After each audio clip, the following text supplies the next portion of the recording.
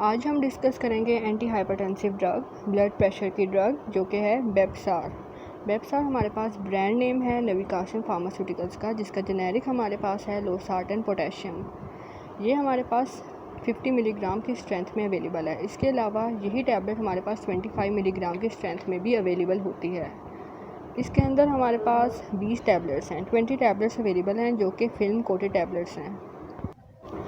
Film coated tablet हमारे पास क्या है कि हम मैन्युफैक्चरिंग के दौरान अपनी टैबलेट के इर्द गिर्द एक ऐसी कोटिंग करते हैं जिससे हमारी टैबलेट की जो इफेक्टिवनेस है वो इंक्रीज़ बढ़ जाती है। अब हमने टैबलेट ली है पानी के साथ, अब वो स्टमक में गई है, स्टमक में जो प्रेजेंट एसिड है वो उसको पहले ही रिलीज़ कर देंगे। हम नहीं चाहते कि वो अब स्टमक में रिलीज़ हो, इसके लिए हम उस पर कोटिंग कर देते हैं ताकि वो जाके हमारे इंटेस्टाइन, हमारे स्मॉल इंटेस्टाइन में रिलीज़ हो, ताकि हमारी जो दवाई हमें चाहिए उसका कोई हिस्सा ज़ाया ना हो।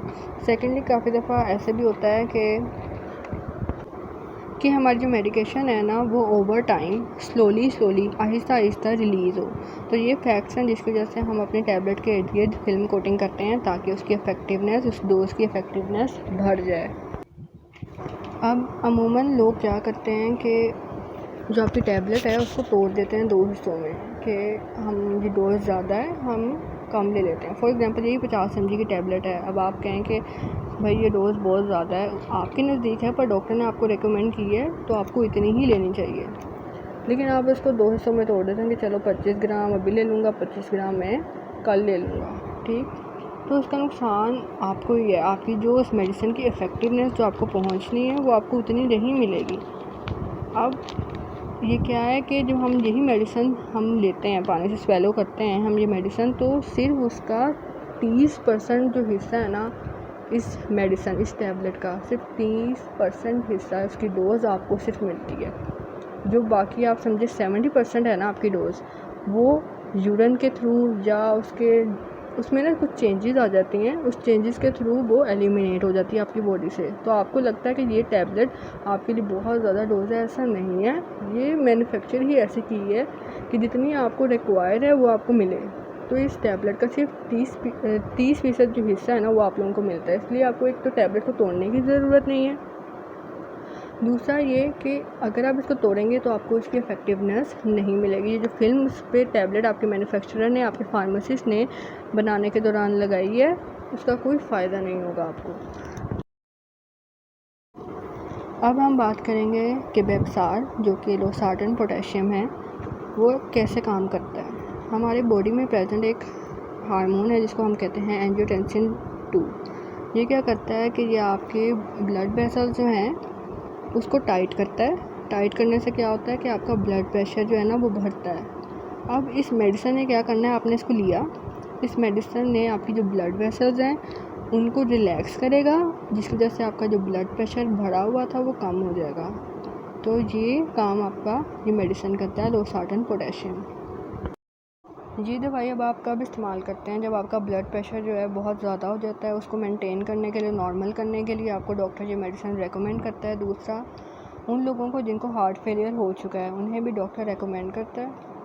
फिर जिनको डायबिटीज़ भी है, उनका ब्लड प्रेशर भी ज़्यादा रहता है, उन्हें क्या होता है कि किडनी के मसले हो जाते हैं, इस केस में भी आपका डॉक्टर आपको ये मेडिसिन रेकमेंड करेगा।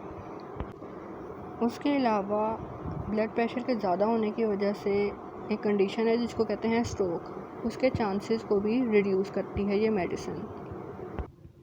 अब बात आती है ये मेडिसिन आपने कब लेनी है। ये मेडिसिन आप खाने के साथ भी ले सकते हैं, खाने के बगैर भी ले सकते हैं। खाने का इस मेडिसिन के साथ कोई ताल्लुक़ नहीं है, ना इसके कोई इफ़ेक्ट है। और डोज़ कितनी लेनी है, डोज़ आपने उतनी ही लेनी है जितनी आपके डॉक्टर ने रेकमेंड की है। उसके डॉक्टर के कहे बगैर ना तो आपने ये मेडिसिन लेनी शुरू करनी है, ना तो उसके कहे बगैर आपने ये मेडिसिन छोड़नी है अगर उसने आपको रेकमेंड की है, और ना ही अपनी मर्ज़ी से आपने कोई डोज़ अपनी सिलेक्ट करनी है। अगर हम बात करें कि अमूमन डॉक्टर क्या डोज़ रेकमेंड करते हैं, तो जिनका ब्लड प्रेशर ज़्यादा होता है उन्हें डॉक्टर रेकमेंड करता है दिन में एक दफ़ा 25 मिलीग्राम 25 मिलीग्राम रेकमेंड की जाती है, जो कि आहिस्ता आहिस्ता इंक्रीज़ करके 50 मिलीग्राम दिन में एक दफ़ा हो जाती है। लेकिन अगर आपका ब्लड प्रेशर फिर भी कंट्रोल में नहीं आ रहा ना, तो आपका डॉक्टर आपको 100 मिलीग्राम रेकमेंड करता है ताकि आपका ब्लड प्रेशर कंट्रोल रहे। उसके अलावा अगर हार्ट फेलियर के हम बात करें पेशेंट के बारे में, तो उनकी डोज सेलेक्ट होती है, स्टार्ट कहाँ से होती है 12.5 mg दिन में एक दफ़ा इधर से स्टार्ट होती है, और वो आहिस्ता आहिस्ता इंक्रीज़ होते हुए बढ़ती हुई, ये नहीं कि एकदम ही, आहिस्ता आहिस्ता आपका डॉक्टर आपकी डोज बढ़ाता है और एंड तक कहाँ तक पहुँचते हैं 150 मिलीग्राम दिन में एक दफ़ा। जिनको किडनी के मसले हैं ना, उनका भी स्टार्ट 25 मिलीग्राम से होता है दिन में एक दफ़ा, और एंड कहाँ होता है 50 मिलीग्राम दिन में एक दफ़ा। मैं फिर आपको यही बता रही हूँ कि आपने ना तो ये मेडिसिन खुद लेनी शुरू करनी है, और ना ही अगर आपका डॉक्टर ने आपको ये रेकमेंड किया है तो खुद से आपने इसको छोड़ना भी नहीं है। और दूसरा ये कि आपने अपनी मर्ज़ी से इसकी डोज सेलेक्ट नहीं करनी। काफ़ी दफ़ा होता है कि पेशेंट ये मेडिसिन खुद ही लेना छोड़ देते हैं, कहते हैं कि हमें इससे आदत पड़ जाएगी या कुछ और भी, या कोई अगर आपका कोई इसका मसला एडवर्स इफेक्ट शो हो रहा है तो आप अपने डॉक्टर को बताएं।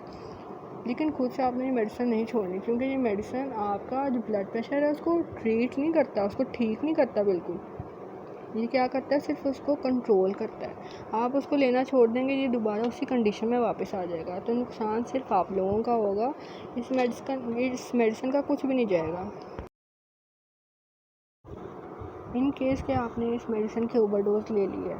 ओवरडोज कैसे कि काफ़ी दफ़ा पेशेंट होता है वो भूल जाता है कि उसने पहले डोज ले ली है, वो दोबारा फिर से डोज ले लेता है, अपनी मेडिसिन दोबारा ले लेता है, और या तो वो जो डोज़ डॉक्टर ने रेकमेंड की है उसके अकॉर्डिंग नहीं चलता, अपने हिसाब से ही उसको खा रहा है, तब भी ओवरडोज के चांसेस हैं। तो उसमें क्या सिम्टम, क्या निशानी आपको शो होती है कि आपका ब्लड प्रेशर है वो बहुत ज़्यादा कम हो जाता है, और आपकी जो दिल की धड़कन है, आपकी हार्ट रेट है, या तो वो बहुत बढ़ जाती है या तो वो बहुत कम हो जाती है। तो ऐसे केसेस में आपने अपने डॉक्टर से फ़ौरन रब्ता करना है ताकि वो आपको इसके कोई ट्रीटमेंट दे।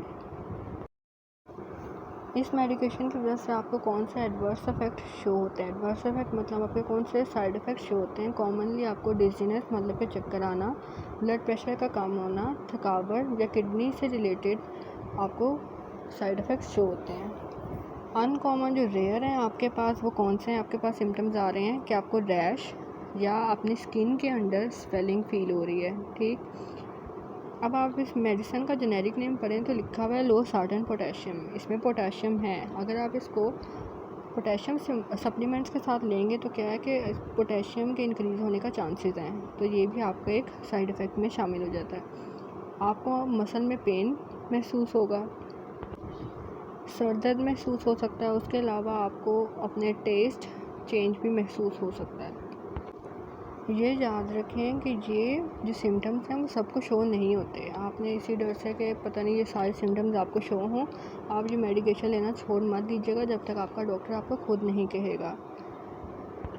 इन केस के आपको लग रहा है कि आपको ये सिम्टम्स शो हो रहे हैं तो आपने फ़ौरन अपने डॉक्टर से रब्ता करना है।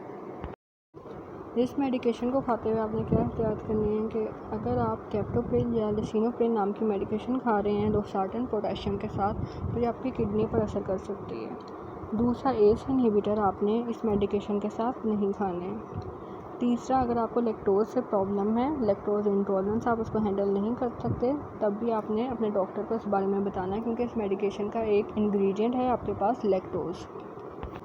फिर इस मेडिसिन की वजह से क्या होता है, आपको नींद आती है, थोड़ा सा चक्कर भी फील होते हैं, तो आपने क्या करना है, ड्राइविंग के दौरान इस मेडिकेशन को ड्राइविंग से पहले नहीं खाना। कोई आपने मशीनरी ऑपरेट करनी है तब भी ये मेडिकेशन आपने नहीं खानी। सपोज़ कीजिए कि आपने शाम को ये मेडिकेशन खाई है और उसको खाने के बाद आपको ऐसे चक्कर फील आ रही है या आपको नींद आ रही है, तो आप ऐसे केसेस में ये करें कि ये मेडिकेशन आप रात को खा लें सोने से पहले, ताकि आपका पूरा दिन सही से गुजरे, आपको ये चक्कर वाली फीलिंग ना आए। और आपने ये मेडिकेशन जिस दिन पहले खाई है, फॉर एग्ज़ाम्पल आपने भी ये रात को खाई है, तो अगले दिन बेहतर है कि आप रात को ही खाएं, ताकि जो टाइम आपका मेंटेन हुआ है 24 घंटे का, वो मेंटेन रहे। अगर आपको इस मेडिकेशन से या इस मेडिकेशन के अंदर प्रेजेंट इंग्रेडिएंट से एलर्जी है, तब आपने इस मेडिसिन को नहीं खाना। इसके अलावा प्रेगनेंसी में या ब्रेस्ट फीडिंग के दौरान आपने ये मेडिकेशन नहीं खानी। लीवर का प्रॉब्लम्स है आपको, तब भी ये मेडिकेशन आपने नहीं खानी। उसके अलावा आप कोई और मेडिकेशन ऐसी ले रहे हैं या कोई आपकी पास डिज़ीज़ हिस्ट्री है, तो आपको चाहिए कि आप अपने डॉक्टर को बताएं ताकि वो मेडिकेशन आपको उसी हिसाब से दे। आप अपने करीबी फार्मेसी में फार्मासिस्ट के पास अपनी प्रिस्क्रिप्शन ये मेडिकेशन लेकर जाकर इस जेनेरिक नेम की कोई और किसी और ब्रांड की भी मेडिकेशन ले सकते हैं। ये मेडिकेशन आपको और बहुत सारे ब्रांड्स में अवेलेबल है।